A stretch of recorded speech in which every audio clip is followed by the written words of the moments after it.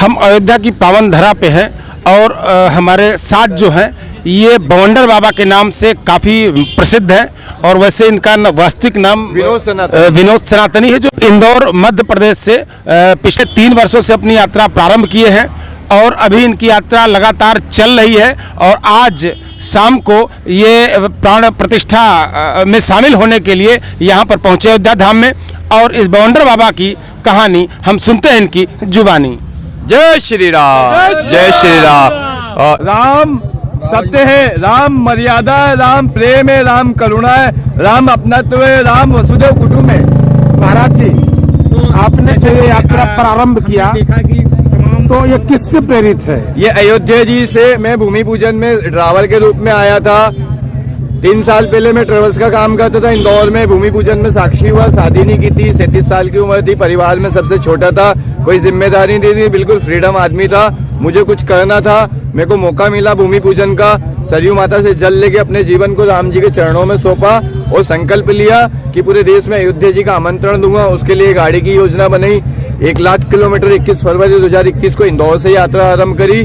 5 दिसंबर को दिल्ली में 1 lakh kilometre complete हुआ है और उस यात्रा में पूरे में 12 ज्योतिर्लिंग, 4 धाम, 7 सप्तपुरी, 25 राज्य, करोड़ों लोगों तक अयोध्या जी का व्यक्तिगत आमंत्रण दिया और अपील करी कि भगवान के फोटो हम वो कपड़े ना खरीदे, समाज में शादी में ग्रीटिंग कार्ड पे भगवान के फोटो ना छपाए, बैनर पे भगवान के photo, use and throw product पे हिंदू देवी देवता के फोटो का गंद अपमान बंद किया जाए। हमारे दादाजी चुप हो गए, गलत का विरोध नहीं करा, सही चुप हो गया, गलत जीत गया। हमारे पिताजी चुप हो गए, आज हम चुप ना रहे, हमारे आने वाले बच्चों को हम ये अपमान ना दे, हम इस अपमान को बंद कराए। मेरे अकेले से बंद नहीं होगा, जब तक आप नहीं आओगे, कड़ी से कड़ी जुड़ेगी तो चैन बनेगी। हम हजारों लाखों साल का मजबूत सनातन बनाना है तो पहले धर्म की इज्जत करना है। जब भी धर्म कमजोर हुआ है, इतिहास गवाह है, जहाँ धर्म कमजोर है रोटी छीन ली, कपड़े उतार लिए और मकान जला दिए गए हैं।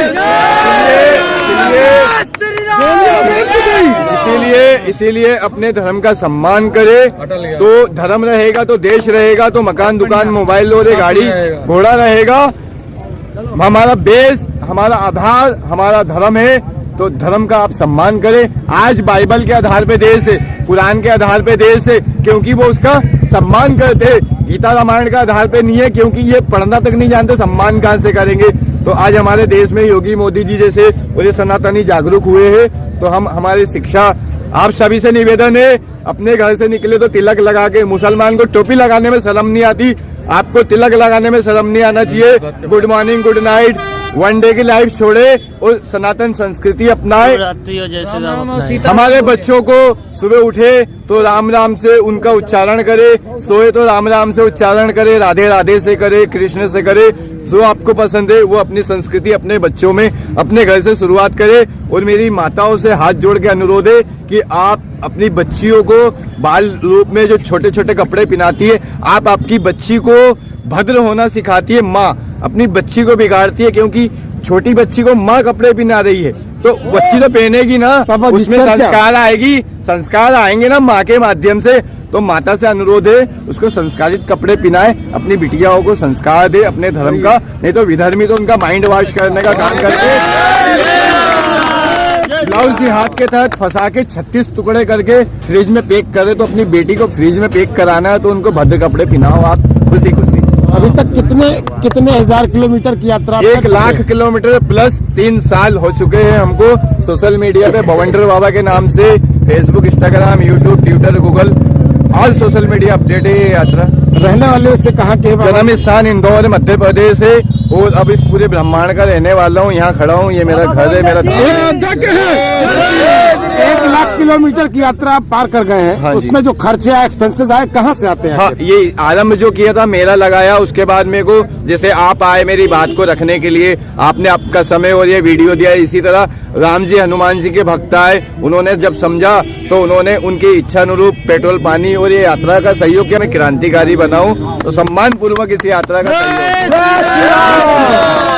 ये यात्रा अभी कब तक चलेगी? अंतिम सांस तक, जब तक सनातन धर्म का ये पूर्ण रूप से संहार नहीं कर, अपमान का, जब तक ये यात्रा चलती रहेगी। तब तक अखंड भारत नहीं हो सकता, तब तक अखंड भारत नहीं होता। जीवन हमें पढ़ाया नहीं गया, हमें पढ़ाया नहीं गया विक्रमादित्य की जी के जमाने में। और ये जो भारत बहुत बड़ा अखंड था, रोम के इतिहास में लिखा है कि उस समय के लोग भाग्यशाली थे। जब विक्रमादित्य के राज्य में वो जिए तो वो राजा कैसा होगा, जब प्रजा भाग्यशाली थी तो राजा कैसा होगा, आप अनुमान लगाए।